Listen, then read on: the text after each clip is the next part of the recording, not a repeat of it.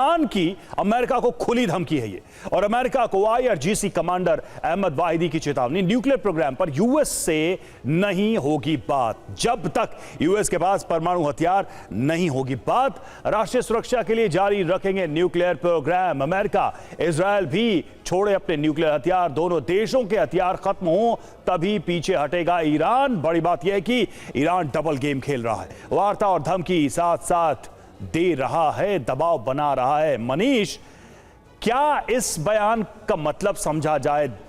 पहले ईरान कहता है कि शांतिपूर्ण प्रोग्राम है, लेकिन तुलना हथियारों से की जा रही है। मतलब यही है, अगर इसको इनडायरेक्टली देखा जाए, अमेरिका इजरायल के हथियारों को रेफर करके अपने प्रोग्राम की बात कही जा रही है, मतलब आप भी हथियार बना रहे हैं।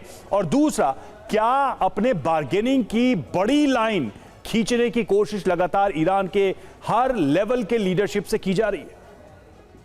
देखिए, दोनों बातें हैं। पहली बात तो ये कि बिल्कुल सही बात है कि ईरान का कहना ये था कि परमाणु कार्यक्रम शांतिपूर्ण उपयोग के लिए है, लेकिन अगर केवल ये बात होती तो फिर आप जो यूरेनियम का एनरिचमेंट है वो आप 3-4% से ज़्यादा नहीं करते, लेकिन 60-70% तक आपने यूरेनियम का एनरिचमेंट किया है और आपको परमाणु बम बनाने के लिए 90% तक जाना है।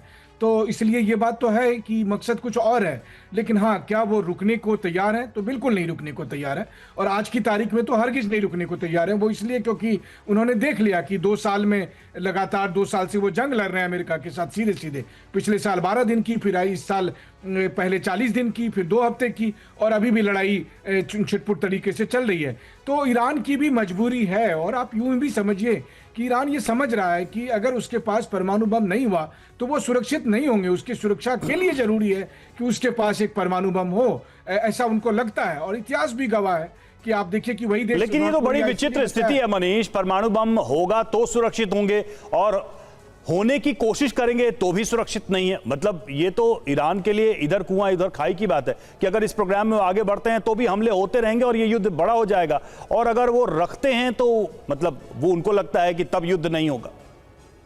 अब माना यही जाता है कि न्यूक्लियर वेपन जो है वेपन ऑफ डेटरेंस के तौर पर काम करेगा। आप देखिए कि यूक्रेन ने सारे परमाणु हथियार रूस को सरेंडर कर दिया। आज की तारीख में यूक्रेन के साथ क्या हो रहा है? या गद्दाफी ये कहा करते थे कि जिसके पास परमाणु हथियार रहेगा केवल वही बचेगा। कम से कम इराक, अफगानिस्तान, सीरिया, लीबिया, ये सब इसके उदाहरण हैं। तो इसीलिए ईरान के थॉट प्रोसेस में ये बात चल रही है। बस अंतर यह है कि अब चूंकि कमान जो है वो अहमद वाहिदी के हाथ में, IRGC चीफ के हाथ में है, और उन्होंने झंडा गाड़ दिया है कि किसी भी नहीं तो बाकी के अरब देश, खाड़ी के देश क्या इसे बर्दाश्त करेंगे ईरान की इस महत्वाकांक्षा को? अब खाड़ी के देशों के पास विकल्प क्या है? वो रोज धोकर कहां जाएंगे? अमेरिका के पास जाएंगे, वो जा ही रहे हैं। ठीक है, लेकिन अमेरिका के पास इतने एयर डिफेंस होने भी चाहिए कि वो खाड़ी के देशों को बचा पाए।